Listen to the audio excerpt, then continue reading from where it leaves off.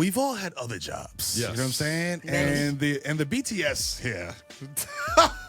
Hilarious. There'll be some times, man. Baby! There'll be some times. And now you get to take a little peek behind the curtain because the hot topic of the day was inspired by our very own Kazim Family. You could call him Kaz. Hey, Kaz, Yeah.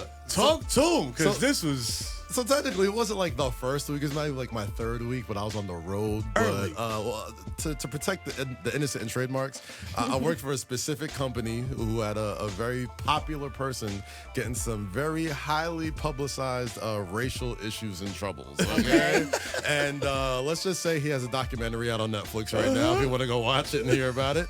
And my third week there, I see him walk in.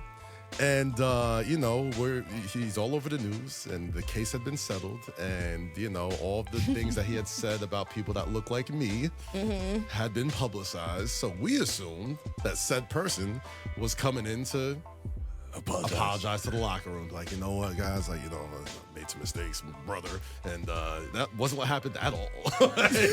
He walked into the locker room and was like, brother, sometimes you just got to know that people are recording everything out here, brother. You guys are superstars, and you got to keep your phones to yourself, and you just never know who's listening, brother. And I'm just like, Standing on it.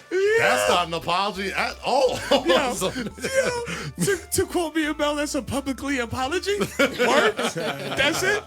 Yep.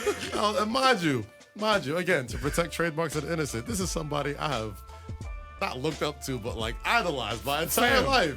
And this is my first time seeing him, and he's like, brother, you just never know, brother. Sorry. Like, whoa. Hard ER. The hard R's, brother.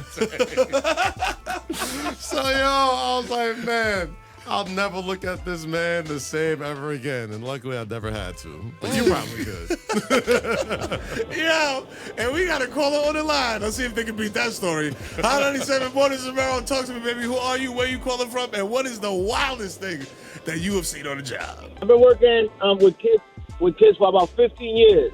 Uh-huh. So my school has two schools. And one day they sent me to the high school to work there. They were like, hey, I need you over there for about 2 or 3 days. I don't ask no questions. I get to it. So I get over there. Within the first hour is breakfast. Once breakfast finished, I'm making sure all of the kids go to their classes. I pass by the boys' bathroom.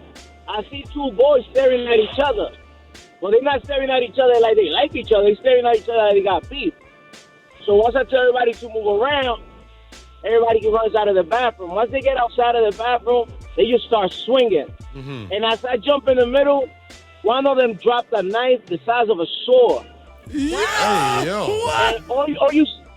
And listen, I'll be honest with you. That was God that was with me that day because I was the only staff member that had the audacity to jump in. Everybody was just watching like it was a wrestling match. Oh, my God. Yo.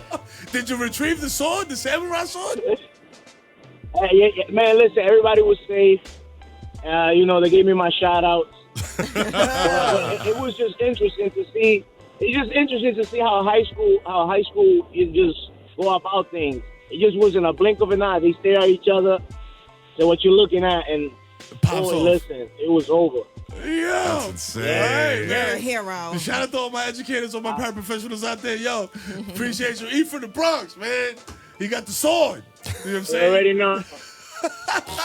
My name is Fee, I'm calling from Newark. So my first crazy interaction, it was like after the Sandy storm. I worked at a furniture store, and a lot of companies lost a lot of merchandise and stuff like that. But instead of this warehouse where it was a popular place where they used to get their furniture from, like a well-known place. Okay. And instead of getting rid of the stuff, they were selling like truckloads of the stuff for like dirt cheap. So like when you open a dresser box up or something, it was kind of like you was breaking open a fish tank or something. Like everything was full of water because the warehouse was under the water.